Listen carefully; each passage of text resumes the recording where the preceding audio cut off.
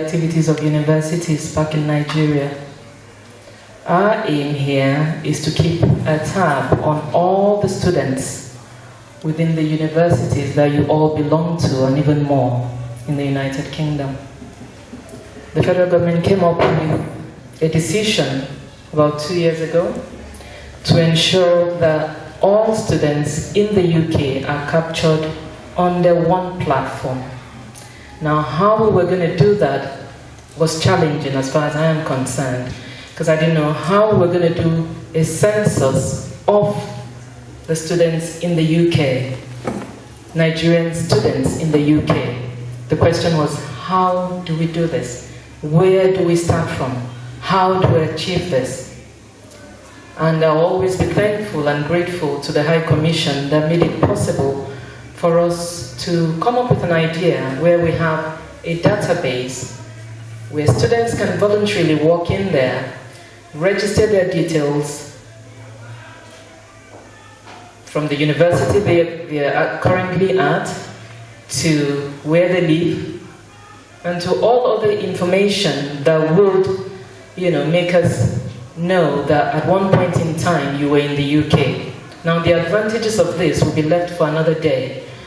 Of doing this will be left to be communicated perhaps on another day because of lack of time. I'm here this afternoon to introduce to you again that platform where you go in, register your presence here in the UK, make us aware that you are here, so that anytime there will be need to harvest any information, a lot of times positively, we'll have a database bank where we can make reference to. Now, a lot of people have told us in the past that, well, this is Nigeria, you would normally do this, you will not take this forward. But I stand here to say that NUC, in conjunction with the High Commission, is a change agent. We are here to change that orientation, that when we get information, it's good to nothing. We are here to assure you that when we get information, it's for our own good. It's not because we just want to get the information and use it contrary to what perhaps you have come into the UK to do. Some have actually told us, well, we are not sponsored by NUC, we are not sponsored by the High Commission, why do you want to have our details? But the truth is, the only reason we want to have your details is because you're Nigerian. If you look at the rest of the world, especially the West, you realize that even if a cat died, that cat had an owner, that cat had an address. And for us, we want to be able to know how many of us are in the UK, how many of us are in the US, how many of us are in France, how many of us are all over the world, so that we can make our country a better place. I stand as a change agent today. I'm employing you, I'm advising, I'm enjoying all of you to please join us to make this project a success. And to that effect, what we expect you to do as heads of Nsukking your various universities is to go back, register your presence on that platform. It is simple. It is called the Students Portal. Your name, the course you're doing, how long it will take, and all the essential information that we may require. And as you do this, you would only be helping your country move forward. Once again, Yemi, thank you for this platform given to NUC. Thank you to all of you who have taken your time to be in London, to engage with us and make our country move forward. Again, thank you.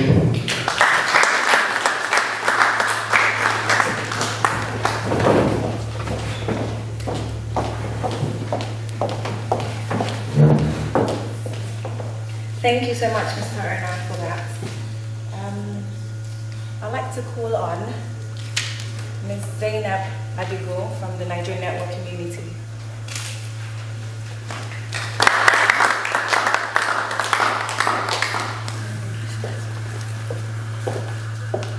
Hi guys, so my name is Zainab Adigo. I'm a structural engineer as well as an assistant team leader for Nigerian Networking Community. So the aim of Nigerian Networking Community was founded by Montserrat Bacaro, she's just sitting over there. So the aim is we're trying to improve the image of Nigerians in diaspora. Nigerians are seen, unfortunately, as 419ers, people that are just like to go to parties, etc. But we want to improve that image. I don't know, I'm tiptoeing. We want to improve that image and say that we're great, like we can do so many things, we're smart, you know, and we can even possibly make Nigeria a better place. We don't know how that's going to work, but I'm sure everyone's planning and doing different things. The main reason why we're here today is because we also have a students aspect, and in that student aspect we do careers events, so we take so different lawyers, bankers, engineers, talk to the students, tell them about our journey as in terms of getting experience, in terms of making sure you network with the right people in order to get job opportunities, in order to get placements and stuff like that, which I'm assuming you guys will be interested in. We also have an event coming up in November, on the 2nd of November, so it'll be a good place to come and meet people, talk to different people in terms of possibly helping you for the future. And the student aspect is trying to also give mentors to students as well, map them with someone in industry. If we know a lawyer, you're trying to study law, we know a banker, you're trying to study finance, we can map you with whoever you may need. So that is basically our main aim. So please feel free to come and speak to us whenever. And yeah, we hope we can be of use to you guys.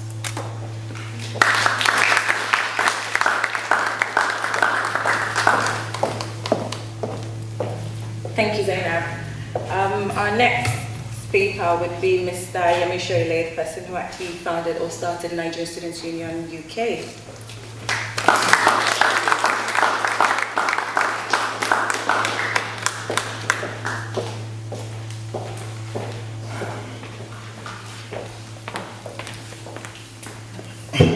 Hello everyone. Good afternoon. My name is Yemi Shoile, as I've been introduced. I'm very shy. I'm not going to say too much because I don't believe we have a lot of time to spend here, but like Nancy said, I'm the founder and head coordinator.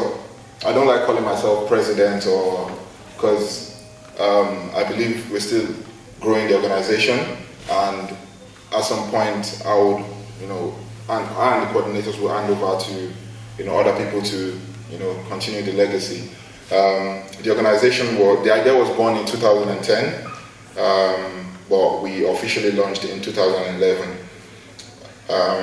The reason why we set up the organization was to create a platform for Nigerian students all over the UK to come together to share their ideas, their skills, towards developing themselves, and also our great country, Nigeria.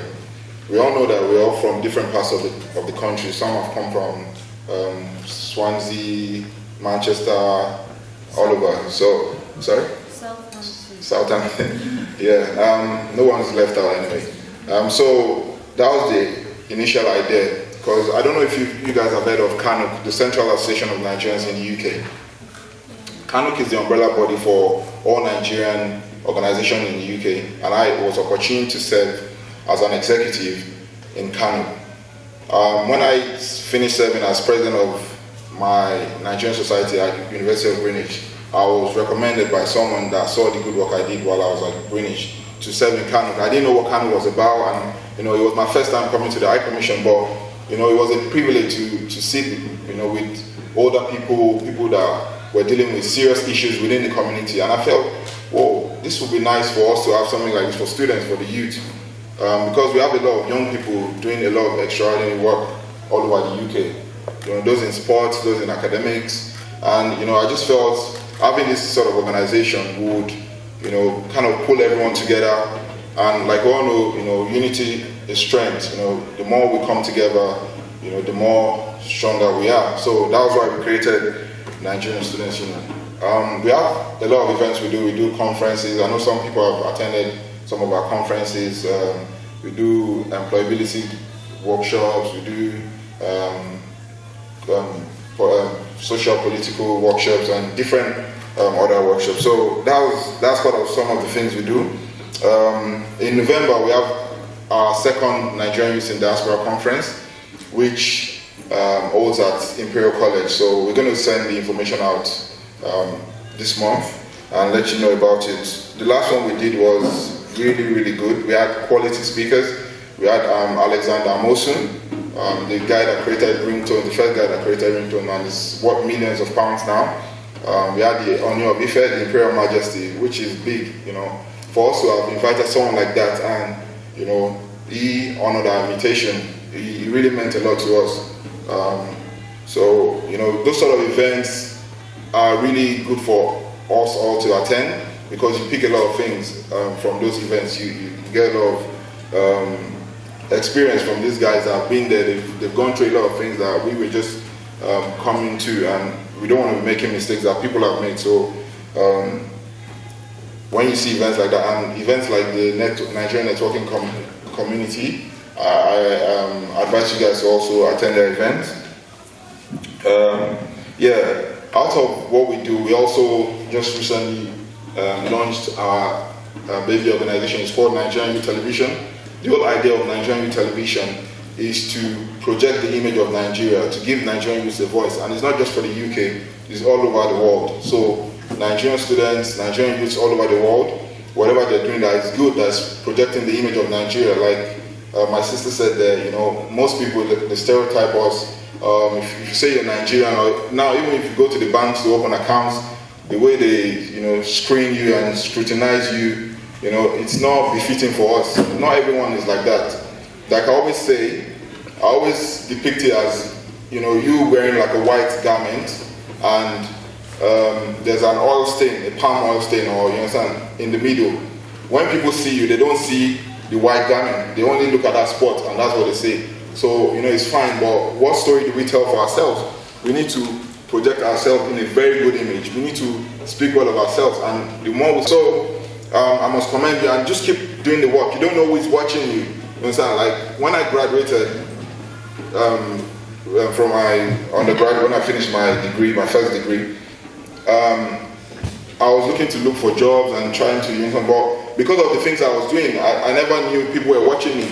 I was offered a job, you know, by someone that knows me well, and the company was worth about £2 million, and I just left university. I had no experience managing people, you know, and for them to put me there, you know, they just said, oh, they've seen what I've been doing, you know, managing, engaging in the community, and they felt that I could deal with it. And that was my first, like, experience in the real world. And to be honest, I don't regret it, you know, because it kind of, you know, gave me that stepping stone to do more bigger things I've done. So I'll just say that you guys, like I said, I don't want to go on and on. Just keep doing what you're doing. You don't know, maybe the next person sitting next to you tomorrow, you don't know what the person will become. Maybe, you know, you'll be the person you need to grow your business or to move to the next level. So just keep doing what you're doing. Stay focused. You know, I know education, our studies is, you know, our primary focus in the UK, but trust me, this extra curricular events and activities that we do, it will take you a long way.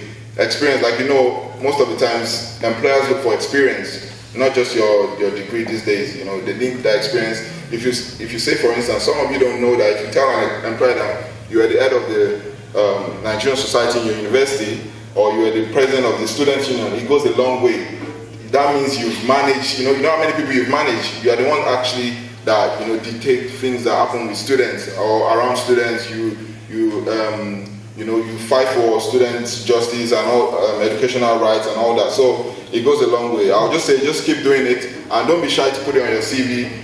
If you're a student union, don't think they will think you're troublesome or all that. Just put it on it, and trust me, it will take you a long way.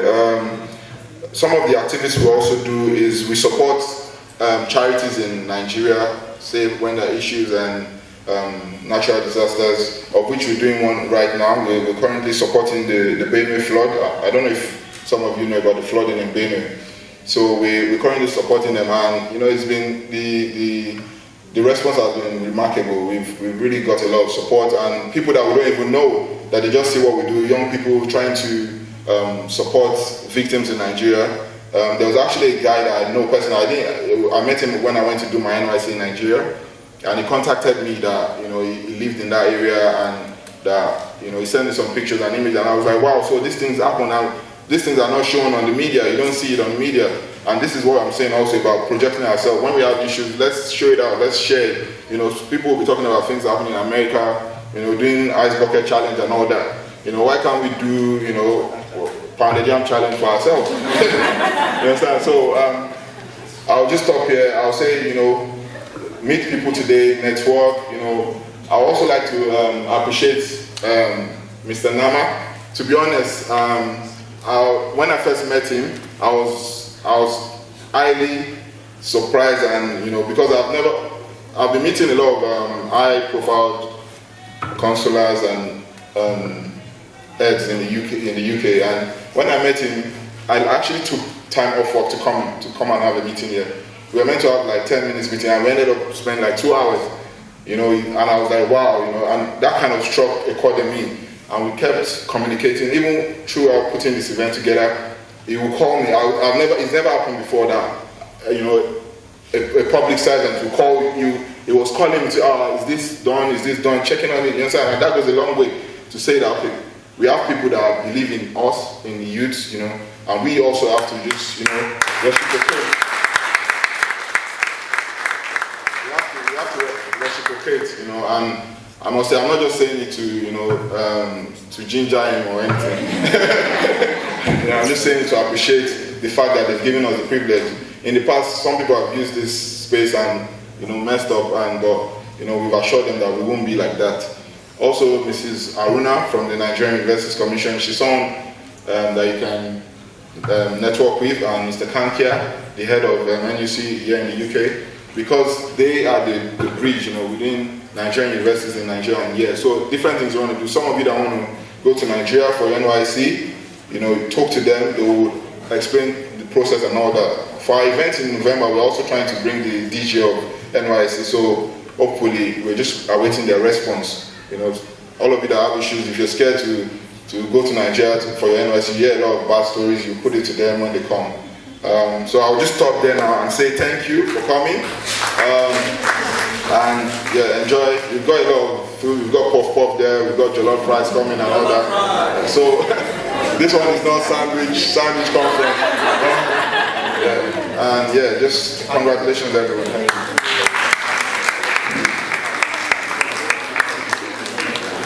Thank you so much, Yemi. Yemi is a very, very remarkable person in the sense that he does everything he does out of his own passion and drive with no funding. He inspired me to join the Nigerian Students Union UK as well. So he is a very, very, very, very exceptional individual. Before I go on, I'd like to call on Mr. Onyi Ayado. He's a leadership speaker, business coach, and an author of The Doorway to Distinction. Thank you so much.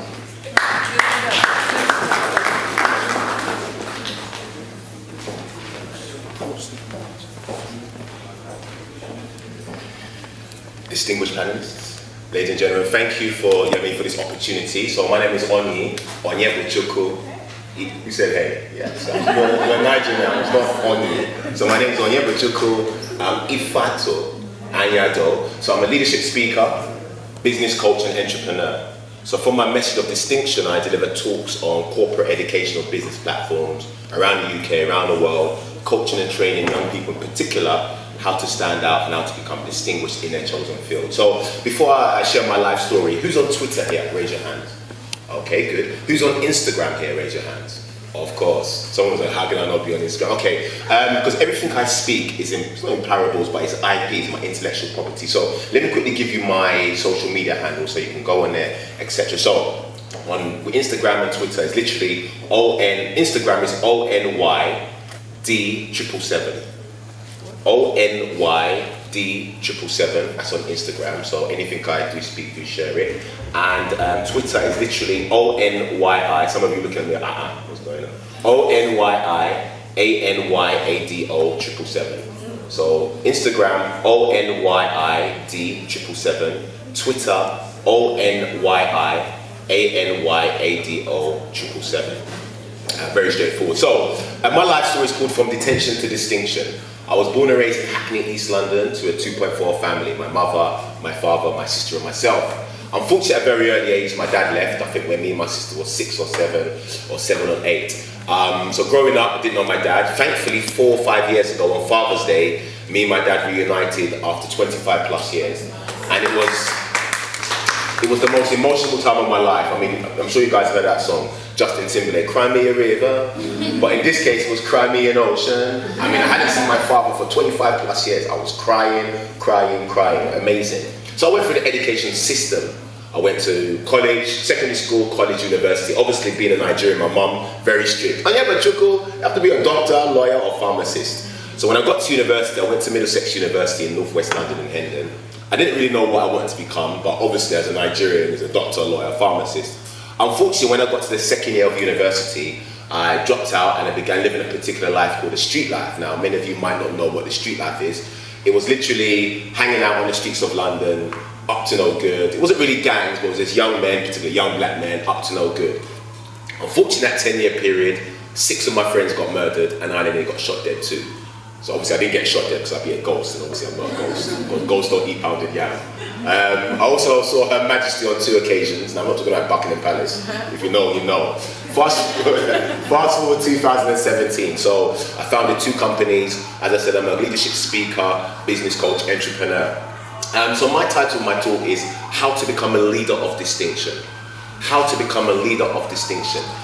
We live in a very, again, leadership isn't about age, but rather leadership is about influence, impact, and inspiration. So it's so important that you understand that your leadership responsibility isn't in the hands of any government. Your leadership capacity is in the hand of your parents. The leadership capacity that you hold, the potential that you hold, is in you. But how do you rise up in leadership? The first thing I want to speak about is about vision, but I want to really extend it into legacy. Dear leader, you do not have to be dead to leave a legacy. You don't have to be dead to leave a legacy. So what is your legacy that you want to leave for this generation and generations to come? And it starts from your vision. And your vision is connected to your gifts, your talents, and your passion. Many of us were forced into university to do what are called, maybe because maybe our parents want us to do it, or we just want to do it for the sake of doing it. But your vision, your life vision to be influential, impact, and inspiration is connected to your gifts, your talents, and your passion. Until a young person identifies and believes their gifts, their talents, and their passion, they can never rise in leadership. Why do you think young people are killing each other in London? Because they haven't found their gifts, their talents, and their passion.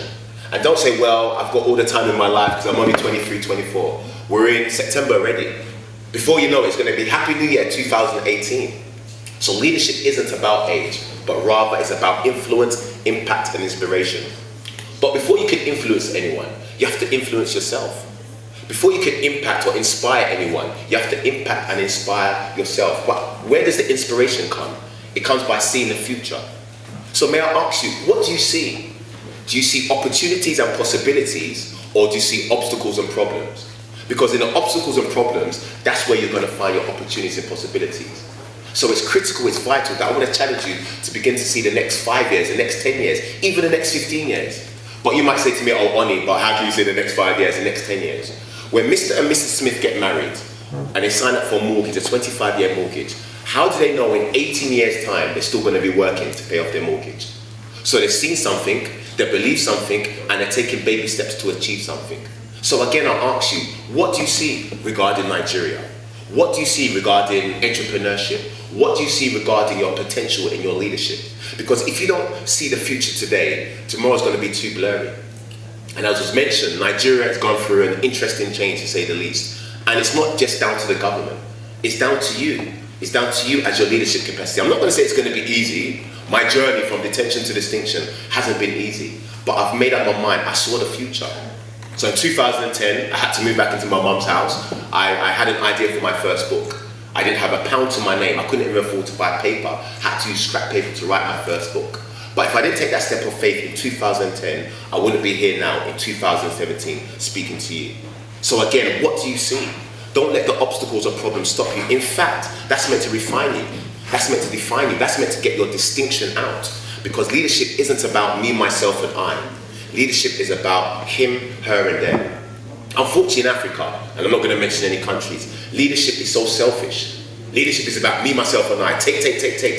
But leadership and distinction is about him, her and them. So I really want to challenge you, begin to see the future, begin to celebrate your future, begin to understand your future, that the future that you're thinking about or you need to think about has already started it.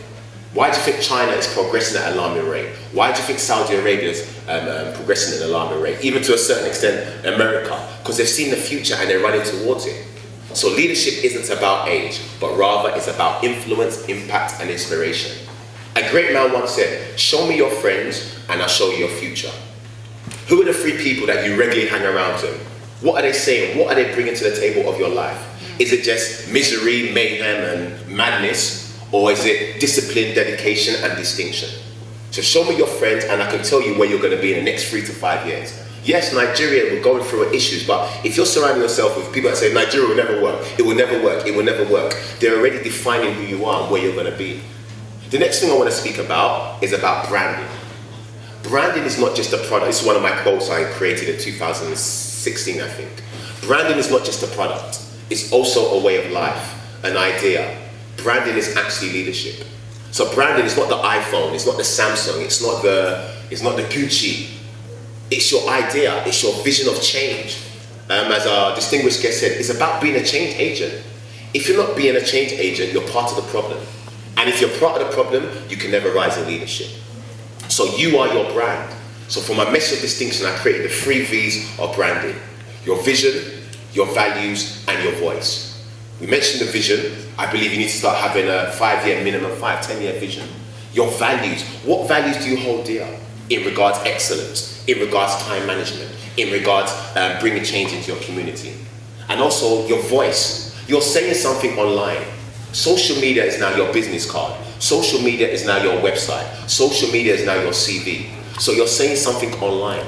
So now you have to understand that the world is changing at an alarming rate. As Yemi mentioned, people are watching you. Some people you don't even know are watching you and observing you and are listening to what you're saying. So are you speaking discipline, dedication, and determination, or is it just misery, mayhem, and madness? You are a leader, and now you have to celebrate your leadership potential, and that's by understanding you are a brand. And branding and excellence go hand in hand. Why is it that we go to Selfridges or Harrods or Primark or Zara, or wherever you go to shop? Why do we buy quality goods? Why do we buy quality phones? Why do we buy quality products and services? Because it's excellence. So if we can so easily buy products and services of excellence, isn't it important that you now become a leader of excellence so people can buy into your brand, people can buy into your vision, your values, and your voice? I'm not a motivational speaker. I'm not here to motivate you. I'm here to challenge you. I'm here to challenge you to possess your future, which starts today, and understand that Nigeria is waiting for you. The UK is waiting for you. Africa is waiting for you. But if you don't rise up in leadership distinction, then it's going to be the same old year in, year out. The second from last thing I want to speak about is about creativity. Creativity makes the world go around. Many of us have got iPhones or Samsung, whatever phone we've got. That's somebody's creative idea. The clothes that we're wearing, that's somebody's creative idea. The watch, the perfume, the aftershave that we're wearing, that's somebody's creative idea. What's your creative idea? You know, iPhone 8's coming out, or it's out very soon, and many of us here might be lining up for 3 days for a mobile phone. But that's somebody buying into someone's creative idea. But please, I want you to remember this, tweet it, record it, take a picture, whatever. Dear leader, your creativity will come from your observation, your desperation, or from your acceleration. I say it again. Your creativity will come from your observation. You have to be seeing something. If you're just seeing, I watch the news once in a while, but if you're just watching the news and reading the paper, you're not going to see any creative aspects. It comes from your desperation. If you're not fed up of being fed up, then is it going to be on the same level for life? I do make an apology, but unfortunately, so many of our parents' generation here in the UK didn't see nothing. So some of them are in their 70s, 80s, even in the 90s, and still working like an elephant, eating like a rat, because they didn't understand. It's not just about qualifications. Please get the best possible grades, but please remember this: creativity is the new qualification. You can get a first-class degree; it doesn't mean anything no more. Because the global market is now local and the local market is now global. So creativity is a new qualification. So be creative in your thoughts. Be creative. We've all got ideas. is now very important. If not, you're not doing it already. Begin to, I mentioned it earlier, YouTube videos with your ideas in your industry. So if you're in law, have an idea. Be an innovative thinker. Have an idea about the law. If you want to get into finance, start writing articles about the financial market. Become a thought leader in your industry. Let your creative ideas be seen online. Remember, we're buying into your vision, your values, and your voice. Don't let someone else's idea begin to shape you. And the next thing you know, you're voting because you're only voting because someone told you to vote. You're buying this because someone told you to buy it. Begin to have ideas. When Leo the lion goes to have something to eat, Leo the lion hasn't got the capacity to say, man, I'm going to make suya, or I'm going to kebab this hyena, I'm going to grill hyena. The lion only has the capacity to eat food. But as a human being, you have a capacity to create something, create an idea, an ideology, create a product, create a service. Question, what has Google, Dell, and Facebook all got in common? All ideas was created in university. So dear leader, it's interesting. Facebook, as we know, in university. Michael Dell, in university. Google, in university. And you say, well, I've got no money. No, it's not about the money. It's about the idea first. So dear leader, your creativity will come from your observation, your desperation, or from your acceleration. The world is going fast at an alarming rate. Everything's going so fast. But you can get one idea and your story changes. But not just your story changes, the story of your country, your city, and your continent changes too. So my idea is distinction. I've got products on distinction, I've now got services of distinction. It's an ideology that I came up with many years ago. And now it's just going to take me around the world. But you've heard my story, I dropped out of university, I've got no qualifications. But creativity is a new qualification. Please, I'm not saying don't work hard. I know some of you got some strict parents, and if you don't get your first or 2-1, they will slap you very well. I'm not saying don't work hard, but just don't put all your emphasis, okay, I've got my first, I've got my 2-1, and? So I really want to challenge you for the remaining time you're in university, begin to write articles in your chosen field. Be a solution center. Start a YouTube channel. You know, we've got YouTube channels, how to make pounded yam, which is my favorite food, how to do your hair relaxing. That's somebody's idea. So the industry that you want to become in, start a YouTube channel, start writing articles, start networking not just in our community, but network in your chosen field. One of my goals, I go to network events, whether it's in finance, whether it's in leadership, whether it's in business, and that's my net worth. And that's changed my business level. So for you as students, begin to network with like-minded people. Listen, we're living in very interesting times. So leadership isn't about age, it's about influence, impact, and inspiration. But you might think, oh my gosh, who am I to take the lead?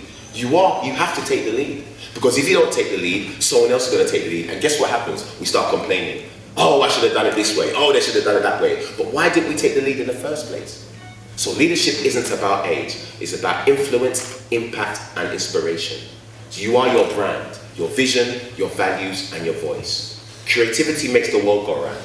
It's interesting. Money doesn't make the world go round. It's creativity.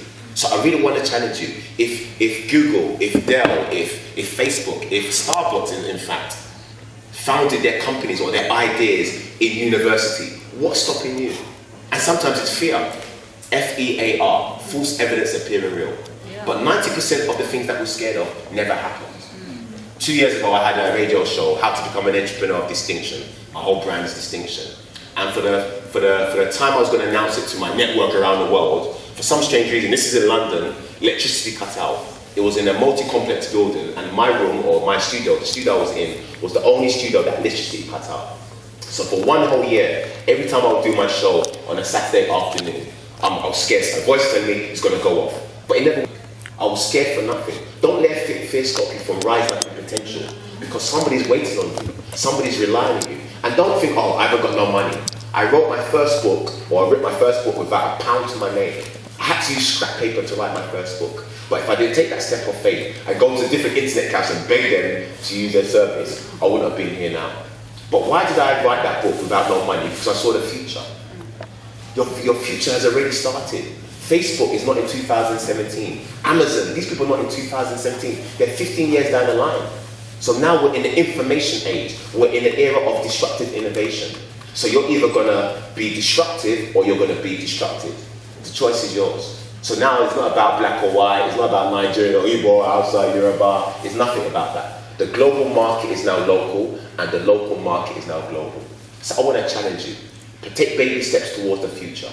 Believe in yourself like never before. I'm not talking about arrogance, I'm talking about that self-assured confidence that, as was mentioned, I'm going to be a change agent.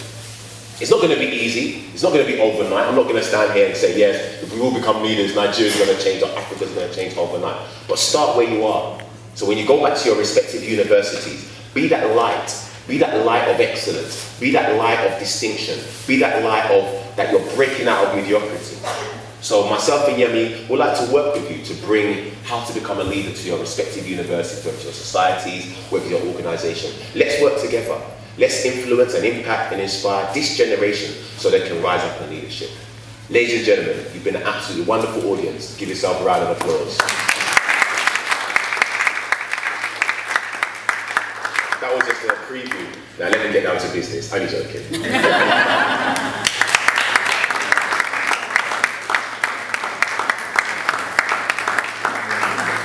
Thank you so much, Mr. Ayado, for that. Now it's your turn to ask questions. Do we have any to speakers? Do we have any questions?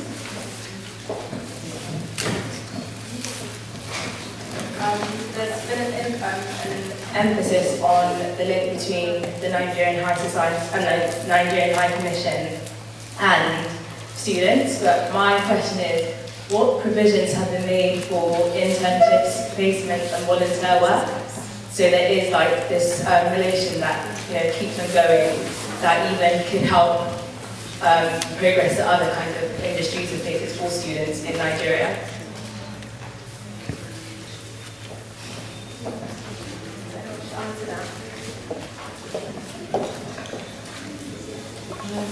Thank you for that question. Can I get that again? Because I was looking at the Honourable Minister to be the one to answer that. So now that it's addressed to me, can I question again, please? I was asking about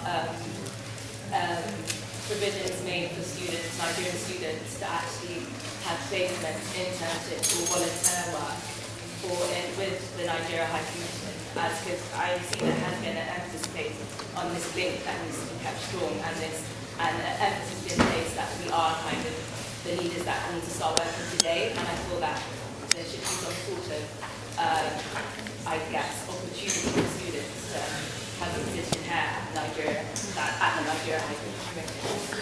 Right, thank you. What we have in place at the moment is students coming in, to perhaps showcase what they have obtained from the different universities that they've gone to, perhaps with their degrees and all of that.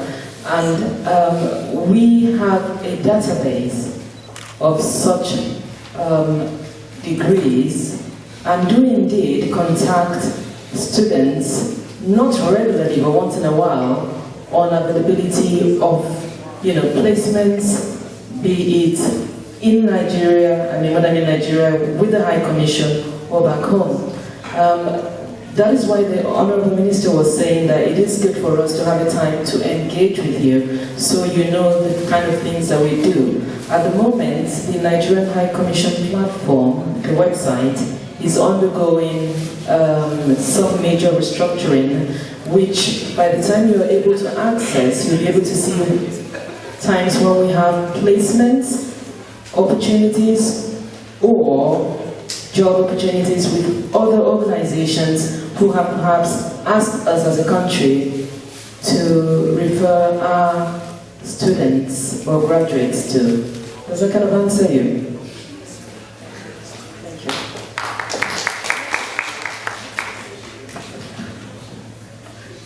I guess you want to explain.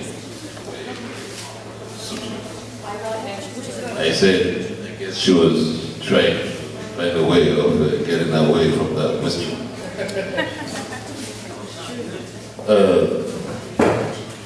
The High Commission itself does not make provisions. The High Commission facilitates. That is what we do. Interestingly, like it was observed, 99% of Nigerian students in the United Kingdom are self-sponsored. They come on their own. They land at Heathrow Airport and get to their schools. The High Commission does not know they exist. We only have an idea. There is no statistical facts about it. There is no scientific any basis for us to make any analysis or to engage. Everyone is on their own. The few Nigerian students that come here on the several sponsorship platforms, the NDDC, Debt Fund, NUC, and all of those, it may interest you to know that the High Commission is the last to know. Commonwealth scholars come here, Japanese scholars come here. It is on their way out. They come and apply for C-call with the High Commission. Otherwise, for the period of their stay, the High Commission doesn't know, is not aware of their presence. So whatever we're doing are wild estimates and not anything based on data.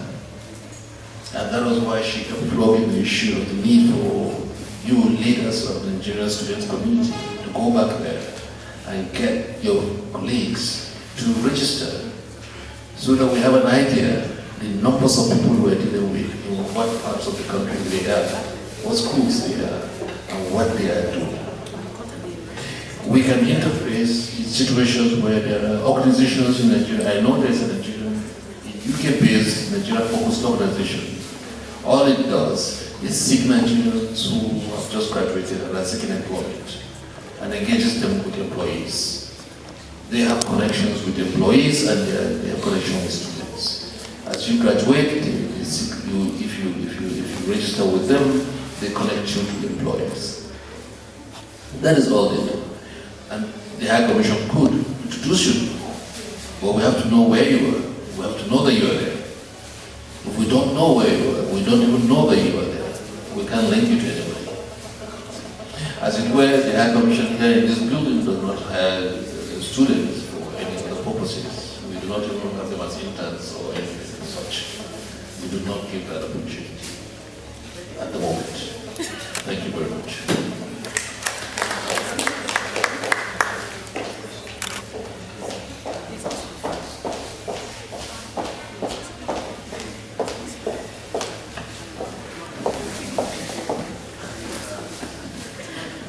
Good afternoon again, everyone, and good afternoon to you on the high table.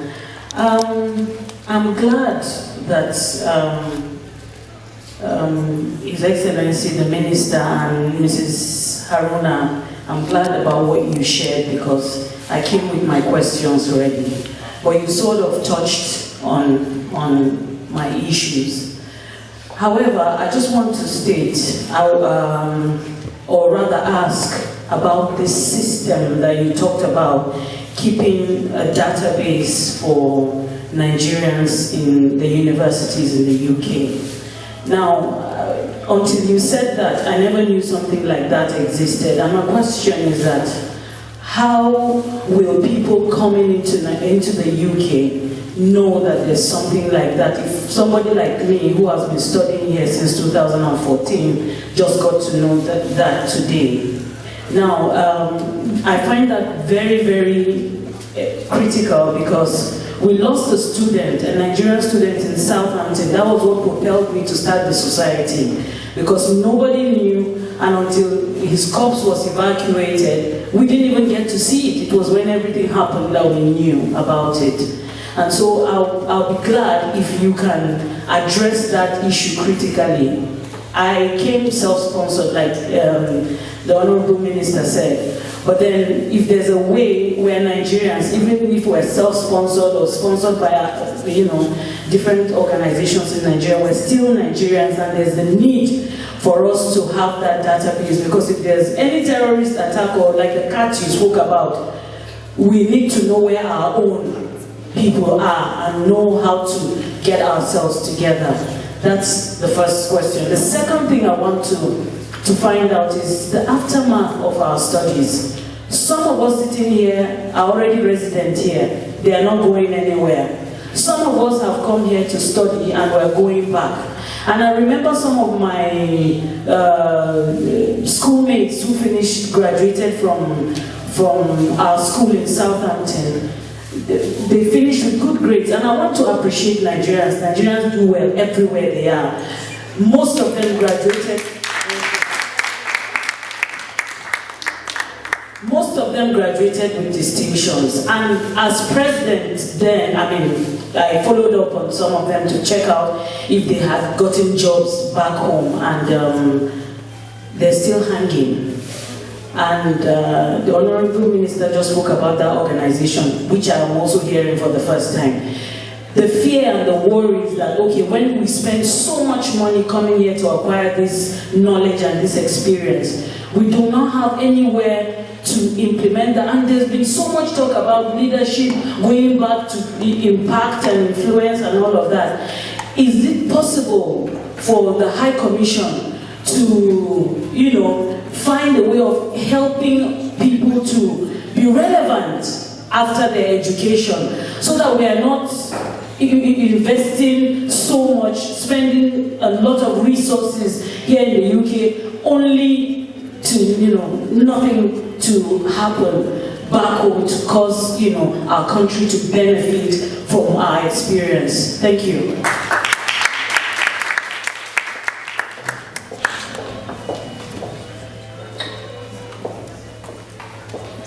I thought I was going to make opening remarks and go back to the office.